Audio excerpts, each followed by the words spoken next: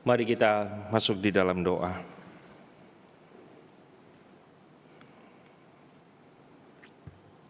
Kami bersyukur Tuhan kalau pagi hari ini Engkau boleh membawa kami datang ke tempat ini. Kembali lagi kami mengingat akan Tuhan. Kembali kami boleh disegarkan oleh firman-Mu. Kembali kami boleh diingatkan bahwa kami tidak pernah sendirian. Tuhan, terkadang kami jujur katakan, kami bias. Penyertaan Tuhan tidak lagi segala-galanya bagi kami. Kami merasa di tengah dunia yang situasi ekonomi tidak baik, di tengah segala tekanan yang kami alami di dalam pekerjaan, ataupun masalah demi masalah yang terjadi di dalam rumah tangga kami, membuat kami merasa bahwa hidup itu dipenuhi dengan kepenatan. Tetapi Tuhan, biarlah lagu yang baru kami nyanyikan, kami diingatkan sekali lagi bahwa asalkan kami berjalan bersama dengan Tuhan, sekalipun ada di dalam lembah kekelaman, itu merupakan tempat teraman. Daripada kami ada di padang berumput hijau, tetapi Engkau tidak ada di sana. Tuhan, saat ini kami akan bersama-sama belajar akan kebenaran firman-Mu. Pakailah hamba-Mu yang terbatas ini. Terbatas di dalam mengerti pergumulan jemaat, terbatas di dalam mengerti kedalaman firman. Tetapi biarlah kami boleh dipertemukan pada damai yang sejati yang Tuhan janjikan kepada setiap kami. Dan sepulangnya kami dari tempat ini, kami mungkin datang dengan letih lesu. Kami datang dengan keputusasaan. Kami datang dengan keraguan terhadap Tuhan. Kami boleh keluar dari tempat ini melihat bahwa kami sungguh dicintai oleh Tuhan karena kematian-Mu di atas kayu salib. Kami sungguh diingatkan bahwa kami memiliki harapan karena Engkau bangkit dari kubur yang kosong. Terima kasih Tuhan. Biarlah Roh Kudus di dalam hati orang-orang percaya mengerjakan kemauan dan juga kerinduan untuk melakukan pekerjaan baik yang Allah sudah sediakan sebelumnya. Hanya di dalam nama Tuhan kami, Yesus Kristus, kami berdoa. Bersama-sama katakan, amin. Shalom jemaat yang kasih oleh Tuhan. Saya bersyukur sekali di dalam acara Tukar Mimbar Sinode hari ini saya boleh diberikan kesempatan untuk melayani di Jemaat GKY Pluit. Saya adalah gembala dari GKY Singapura. Salam dari Jemaat GKY Singapura untuk jemaat di tempat ini, saudara.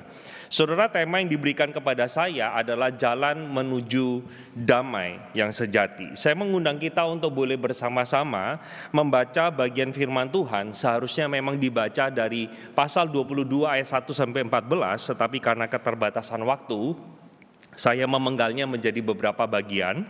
Jemaat sekalian hanya membaca ayat yang berwarna hijau, saya akan membaca ayat yang berwarna putih. Demikian seterusnya saudara hingga ayat yang ke-14. Demikian bunyi firman Tuhan. Setelah semuanya itu Allah mencoba Abraham, ia berfirman kepadanya, Abraham, lalu sahutnya, ya Tuhan.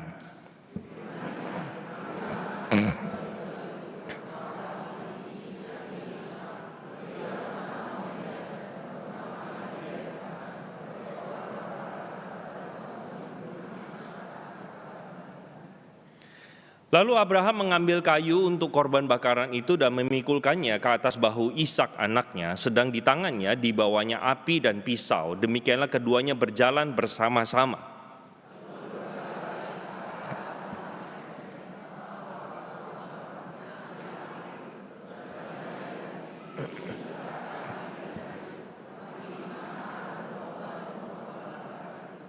Saud Abraham, Allah yang akan menyediakan anak domba untuk korban bakaran baginya anakku, demikianlah keduanya berjalan bersama-sama.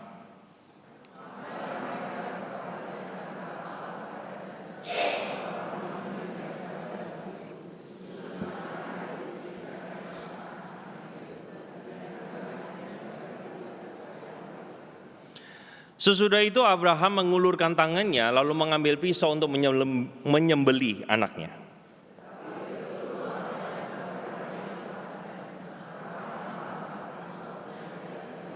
Lalu ia berfirman, jangan bunuh anak itu dan jangan kau apa-apakan dia, sebab telah ku ketahui sekarang bahwa engkau takut akan Allah dan engkau tidak segan-segan untuk menyerahkan anakmu yang tunggal kepadaku.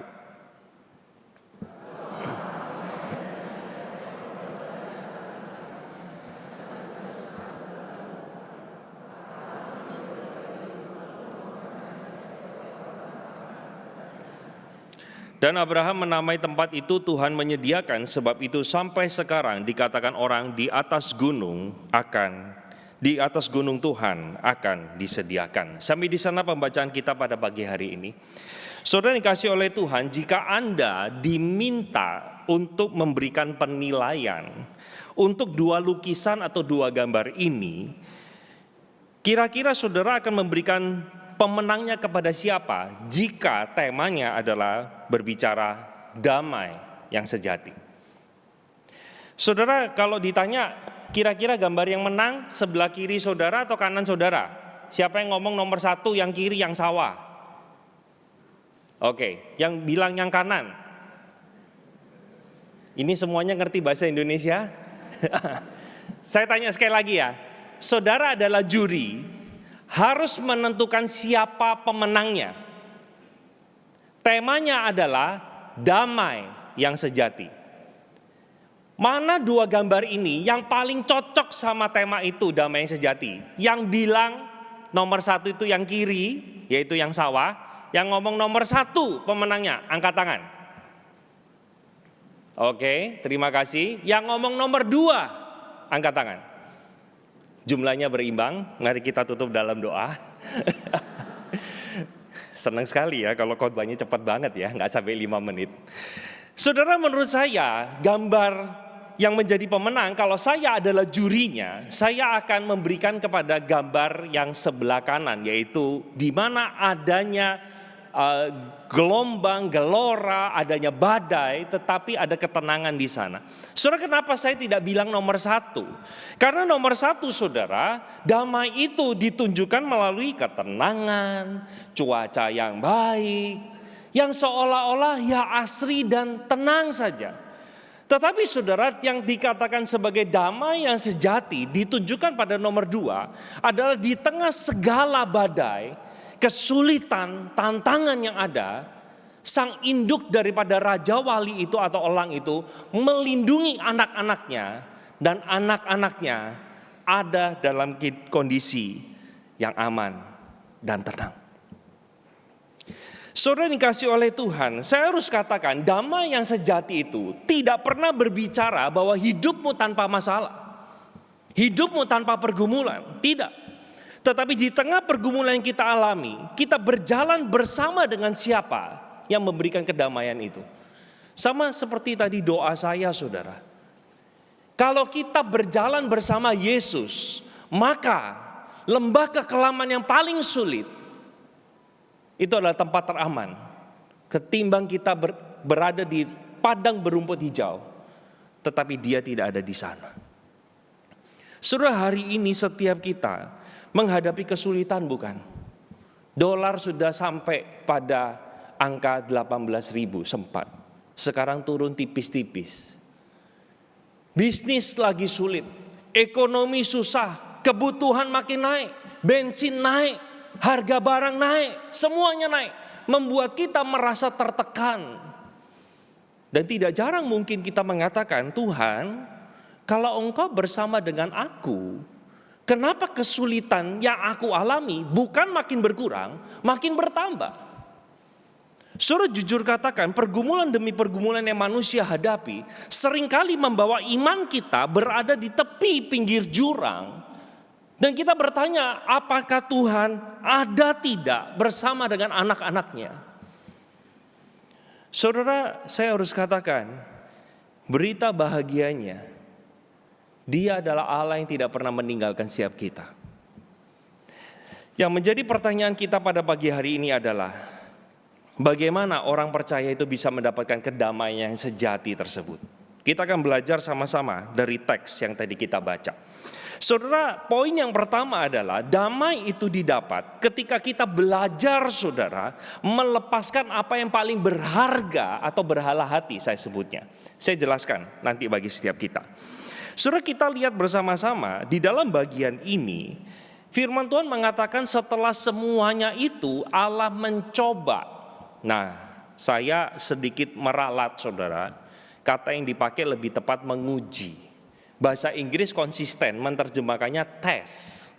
Ya, bukan trial. Jadi Tuhan tidak pernah mencobai setiap kita. Tuhan menguji Abraham. Dan saudara, apa yang diuji adalah yang paling berharga di dalam diri Abraham. Saudara, Abraham itu dipanggil keluar dari Ur Kasdim itu usianya 75 tahun. Dan dia memiliki Ishak. Usianya adalah 100 tahun. Saudara, kita mungkin berpikir bahwa Abraham tunggunya 25 tahun. Sebenarnya tidak, saudara. Kalau kita berasumsi di zaman itu pernikahan muda itu lazim dilakukan, andaikan kita berasumsi ya, Abraham menikah usia 15 tahun, berarti dia menunggu kehadiran anak itu bukan 25 tahun dari titik 75 tahun. Tetapi dia tunggu dari sejak dia menikah umur 15 sampai dia berumur 100 tahun. Penantian 85 tahun, saudara. Untuk yang paling berharga itu yang bernama Ishak. Saudara perlu tahu konteks sedikit. Di dalam perjanjian lama, keluarga yang diberkati Tuhan, salah satu tandanya diberikan keturunan. Maka mereka pada waktu melangsungkan pernikahan, mereka berharap ada anak cucu yang bisa dimomong. Tetapi saudara, kita tahu bersama-sama firman Tuhan memberitahu kita bahwa Abraham mandul bersama dengan istrinya. Dia tidak dikaruniai anak. Mereka menanti bertahun-tahun, puluhan tahun mereka menantikan kehadiran anak. Tetapi tidak pernah ada. Dan Tuhan berkata saudara di dalam Kejadian 12, Abraham, keluar dari negerimu, aku akan menjadikan kamu bangsa yang besar. Saudara, jadi Abraham bingung gak? Bangsa yang besar, satu pun anak aja kagak ada. Tetapi saudara, Abraham mengikuti apa yang Tuhan katakan.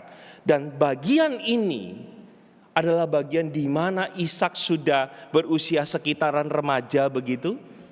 Diajaknya dia untuk pergi ke Gunung Moria karena Abraham mendapatkan pesan, persembahkanlah anakmu itu. Saudara, apa yang dihadapi oleh Abraham itu sebenarnya bukan berbicara hanya sekadar soal anak. Tetapi Tuhan sedang menguji hati Abraham. Siapa yang paling berharga atau apa yang paling berharga di dalam hidupnya. Saudara, setiap kita pasti punya yang paling berharga. Ada mungkin sebagian saudara yang mengatakan keluarga, harta yang paling berharga adalah keluarga. Tetapi sebagian dari kita mengatakan no. Yang the most precious itu adalah uang. Tanpa uang gimana keluarga bisa hidup? Tetapi sebagian mengatakan bukan. Yang paling berharga itu adalah popularitas. Hari ini orang mencari viral. Kalau saya viral, saya gampang di-endorse. Kalau saya punya uang tapi tidak punya popularitas, apa artinya? Uang datang dan pergi, tetapi keviralan seseorang akan mengundang endorsement datang dan itu akan mengalir. Saudara, ketika kita mendefinisikan yang paling berharga itu adalah ini dan itu, celakanya seringkali saudara, kita tidak pernah mendefinisikan Tuhanlah yang paling berharga. Sehingga saudara, kita jatuh pada sebuah penyembahan berhala terselubung di dalam hati. Saudara, seorang teolog bernama Timothy Keller mengatakan berhala itu apa sih? Berhala itu apapun yang lebih penting bagimu daripada Allah.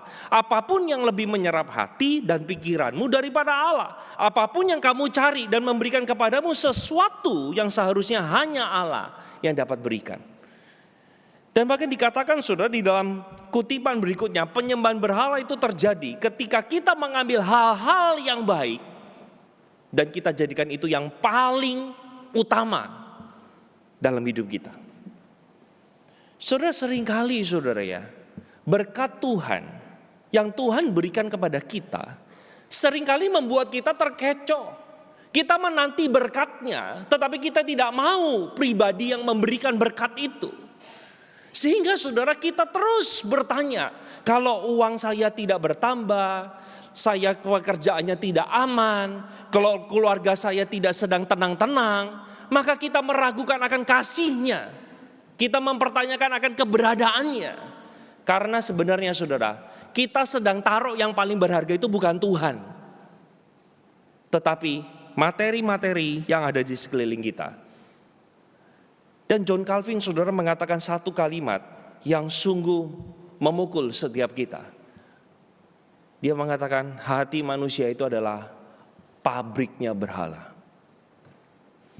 Saudara, tadi saya sudah tanpa sengaja sudah memberikan kepada setiap kita beberapa berhala-berhala. Saudara, ada orang yang mengatakan berhala saya uang. Saya menyebutnya itu berhala ada dua saudara. Berhala di luar diri kita dan berhala di dalam diri kita. Nah saudara, berhala di luar diri itu adalah uang, karir, prestasi, keluarga, pelayanan, bahkan pasangan, penampilan, kesalehan, itu adalah berhala luar. Tetapi saudara, saya ambil contoh saja soal uang deh. Orang yang berpikir berhalanya adalah uang, dia akan gila kerja, dia akan terus cari uang, tiada hari tanpa uang, dia kerja 24/7 kalau bisa. Tetapi sebenarnya dia bukan mengejar uangnya saudara. Tetapi berhala luar itu dipakai untuk mengisi berhala dalam. Berhala dalam itu apa saudara? Ada kuasa, ada kontrol, ada kenyamanan, ada penerimaan, ada pengakuan. Sekarang saya kasih contoh. Maksudnya gimana? Saudara, ambil saja contoh kalau berhala luarnya adalah uang. Sebenarnya uang tidak berdiri sendiri. Uang itu ternyata saudara dipakai untuk dia beli barang-barang mewah supaya dia menunjukkan kepada yang lain bahwa ini loh, aku sudah punya barang merek tertentu, berarti aku punya status sosial di titik tertentu.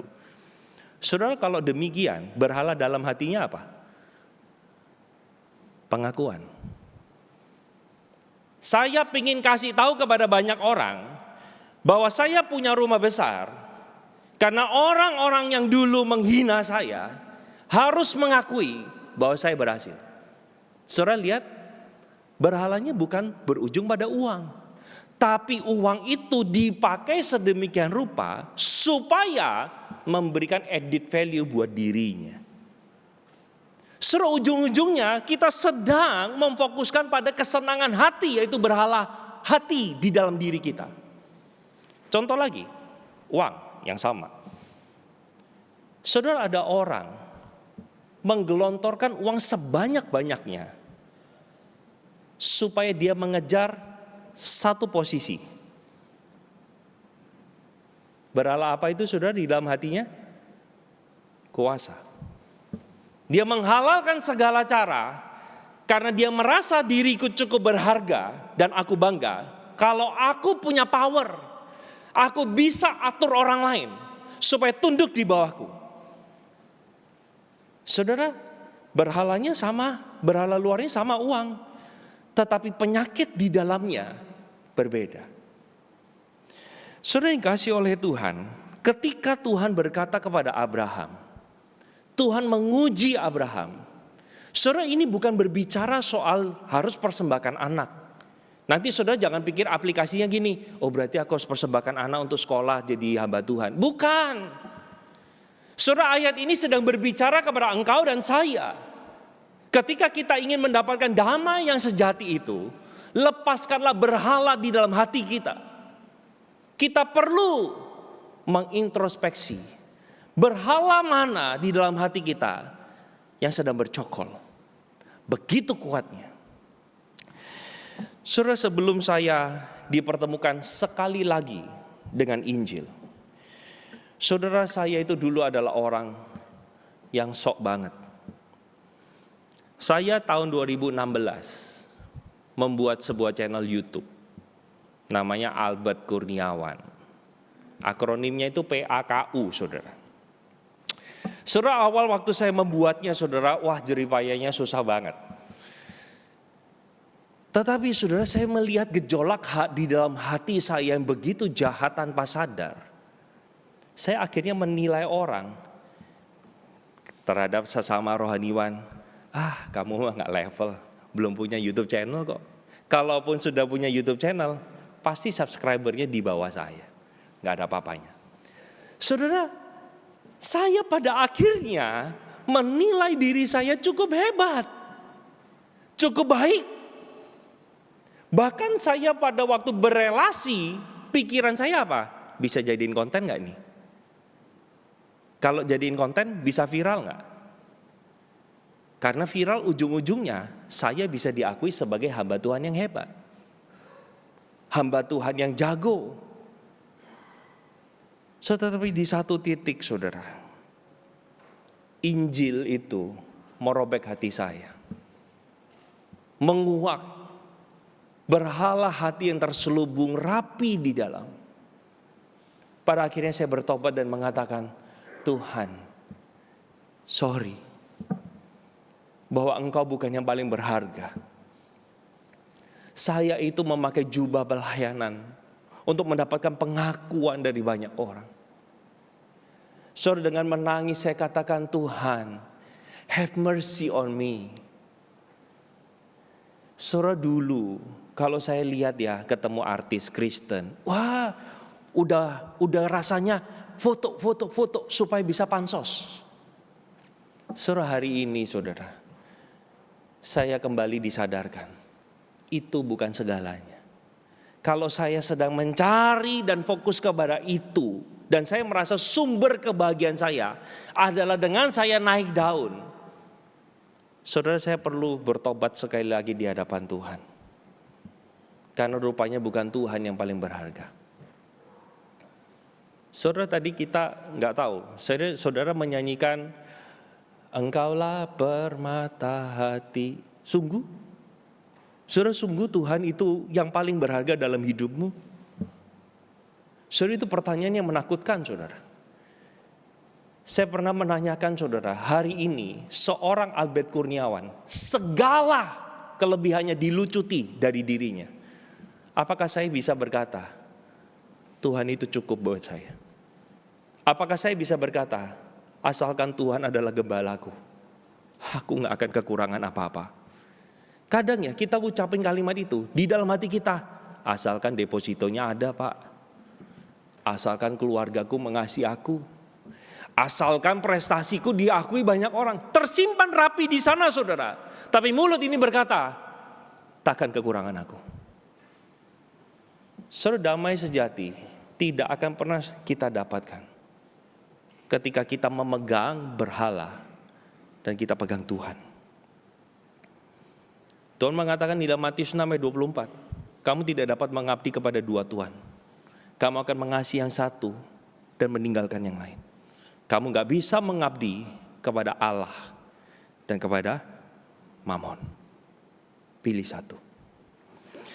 Saudara, yang kedua, damai yang sejati itu kita dapatkan pada waktu kita belajar taat, sekalipun kita gak ngerti.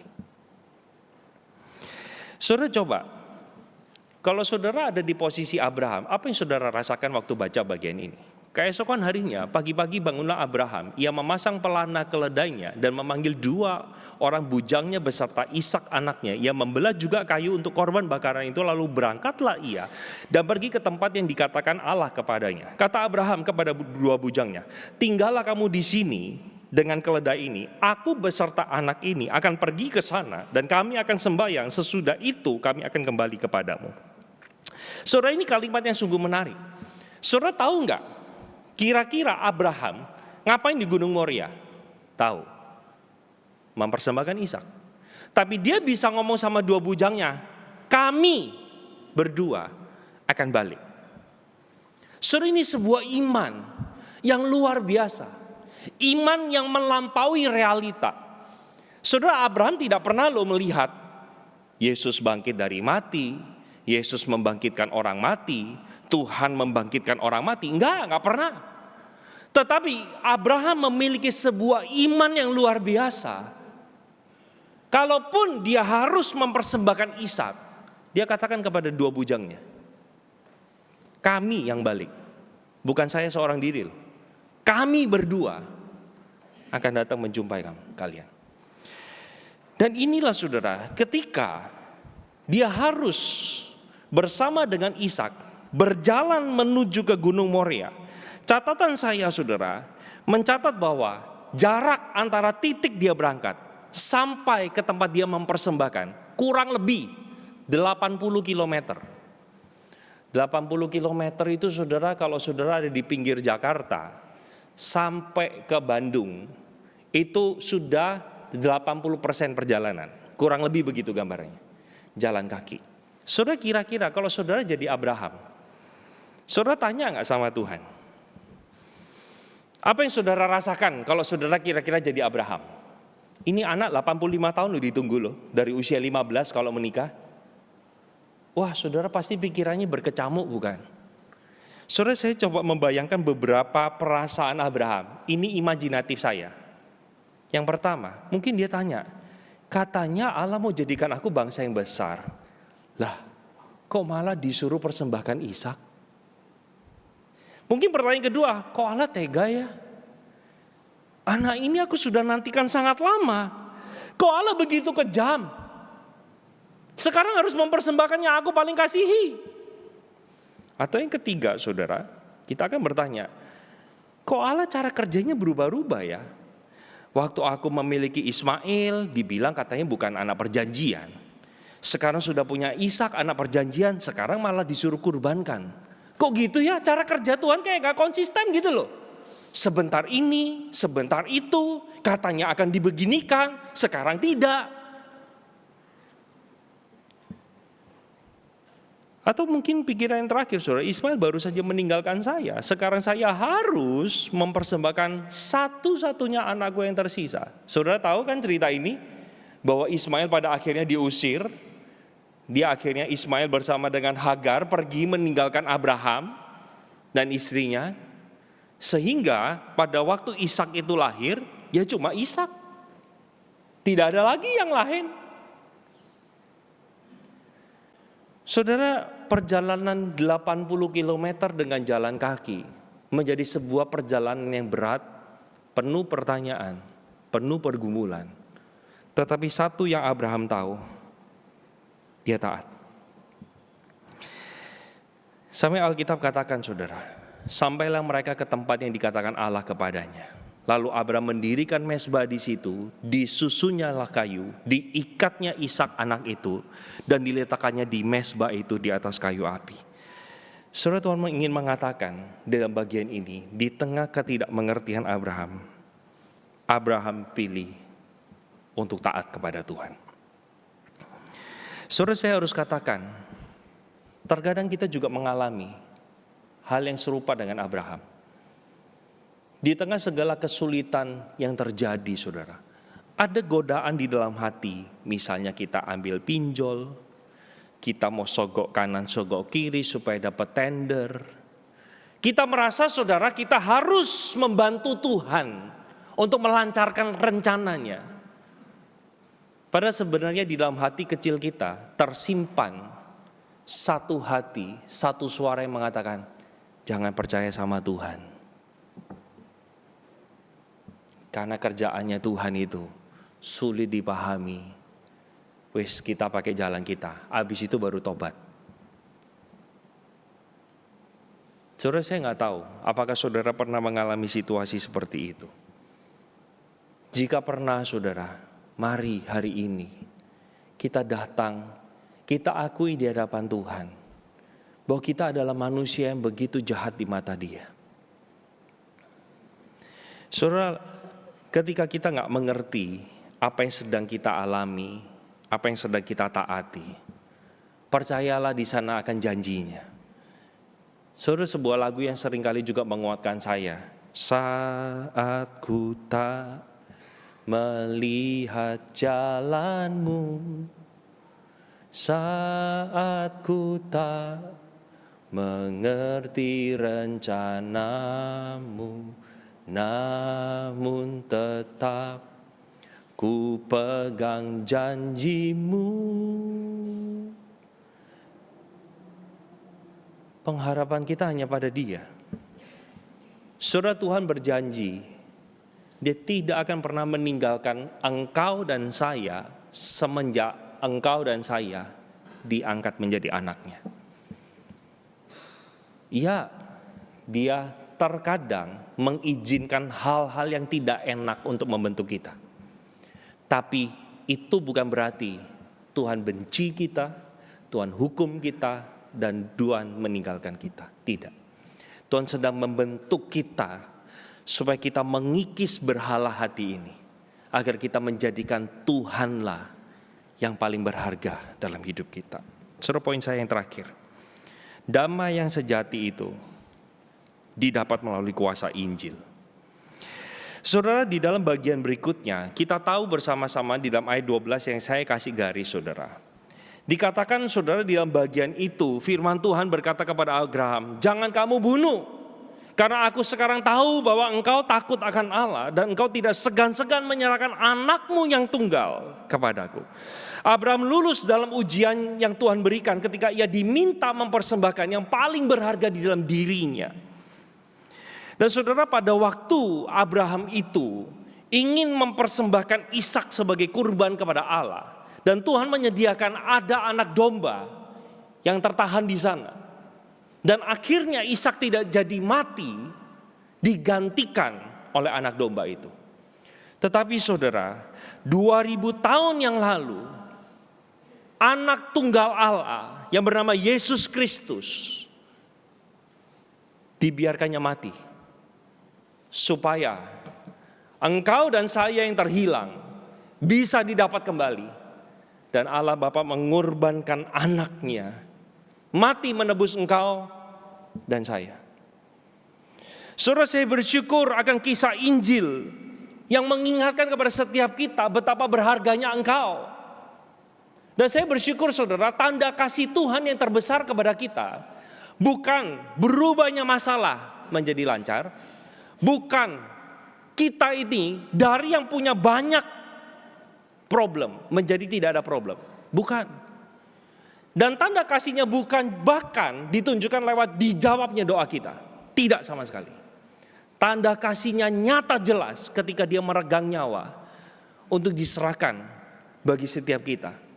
Dan melalui kematian Dia, saudara, melalui kebangkitannya, melalui kehidupan Yesus, kita semua, saudara, mendapatkan status yang baru. Kita diangkat menjadi anaknya.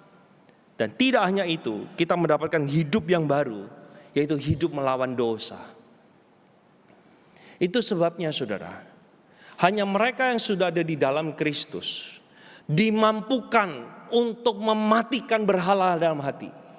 Tanpa Injil, tanpa Roh Kudus, engkau dan saya tidak mampu untuk mematikan berhala itu. Sehingga pertanyaan bagi setiap kita, apakah kita mau melepas segalanya enggak untuk kita mendapatkan Tuhan? Saudara, kita tidak akan mendapat kelepasan dari berhala hati kecuali kita menganggap Injil itu adalah segalanya. Sungguh. Saudara, kita perlu bertobat di hadapan Tuhan. Kalau kita hari ini merasa bahwa Tuhan ini bukan yang paling berharga kok, saudara, ayo ambil momen untuk kita mengaku dosa kita. Saudara, firman Tuhan mengatakan begini di dalam Matius 13, ini kata Yesus. Hal kerajaan surga seperti harta yang terpendam di ladang, yang ditemukan orang, dipendamnya lagi, dan sukacitanya itu muncul, saudara, sebab sukacitanya pergilah ia menjual seluruh miliknya untuk beli ladang itu. Saudara, ini bukan berbicara ayat investasi, bukan. Investasinya Pak, ini loh firman Tuhan tujukan lewat beli tanah. Makanya investasinya jangan emas, tanah. Bukan ya saudara ya, hal kerajaan sorga. Saudara, ladang yang dimaksud itu apa? Yaitulah Yesus. Saudara, hal serupa dialami oleh Paulus. Dia mengatakan, saudara, segalanya kuanggap rugi karena Kristus. Dan malahan segala sesuatu yang kuanggap rugi itu, karena pengenalan akan Dia, itu menjadikannya paling berharga. Dan itu aku anggap sampah semuanya. Padahal maaf kata saudara, hari ini kalau Paulus hidup, mungkin ya ketenaran dia seperti Stephen Tong, gak kalah sama Yakub Trihandoko, dan juga gak kalah pamor sama Philip Mantova. Ayo, pendeta mana yang kurang viral daripada tiga ini? Itu Paulus. Tapi dia katakan apa? Semuanya aku anggap rugi dan sampah setelah aku mengenal Kristus. Pertanyaan bagi kita, di mana Kristus berada? Apakah Kristus segalanya? Atau Kristus hanya pelengkap saja? Apakah Kristus pusatnya? Atau Kristus hanya aksesoris saja? Apakah Kristus adalah tujuan hidup kita? Ataukah Dia adalah alat di tangan kita? Saudara, kalau berhala penerimaan mengatakan, aku bernilai kalau aku disukai, maka saudara, di dalam Kristus aku sudah diterima oleh Allah. Kalau berhala dari pengakuan mengatakan, aku berarti kalau aku dipuji, di dalam Kristus aku sudah dikenal dan dihargai. Di dalam berhala kenyamanan, saudaraku katakan, aku damai kalau aku uangku banyak. Dan di dalam Kristus hidupku cukup karena Bapa memeliharaku. Di dalam berhala kontrol, kita mengatakan, aku tenang kalau semua ada dalam kendaliku. Tetapi di dalam Kristus hidupku aman di tangan Bapa. Di dalam berhala kuasa, aku aman kalau aku bisa pegang kendali atas orang lain. Dan di dalam Kristus, aku tidak perlu menguasai orang lain untuk merasa kuat. Saudara, apa yang Kristus lakukan? Dia berikan segalanya untuk meraih engkau dan meraih saya. Dia lepaskan kontrol dia. Dia mati di tangan. Dia serahkan hidupnya di tangan orang berdosa. Dia diadili dengan tidak adil. Dia dihina. Semuanya dilakukan untuk mendapatkan engkau dan saya. Saudara, pertanyaan penutup dari khotbah ini. Rindukah kita mengalami damai yang sejati, yang dari Tuhan, bukan dari dunia? Mari kita ambil sikap doa. 1-2 menit ini lagu boleh memainkan musik Engkaulah Harta yang Terindah, yang lagu tadi dinyanyikan.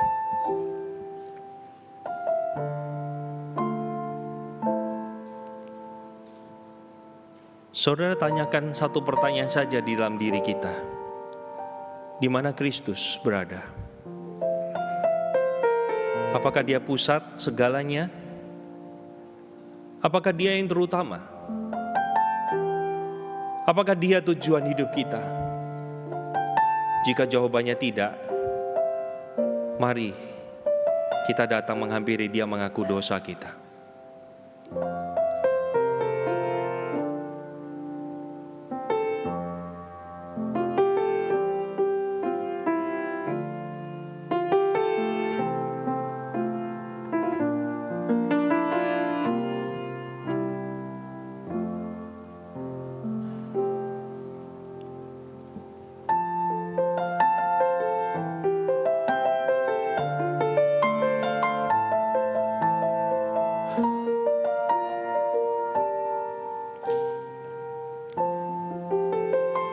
Ini kami Tuhan,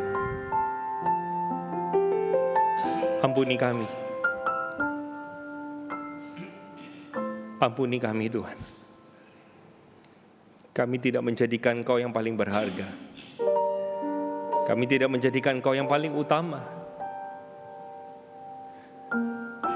Tanpa sadar, kami menselebrasi berhala hati kami. Bahkan kami marah ketika Tuhan tidak memberkati kami karena ada berhala di sana. Tuhan, ampuni kami. Kami kadang merasa kematian-Mu tidak pernah cukup. Kebangkitan-Mu itu kurang bagi kami. Ampuni kami, Tuhan.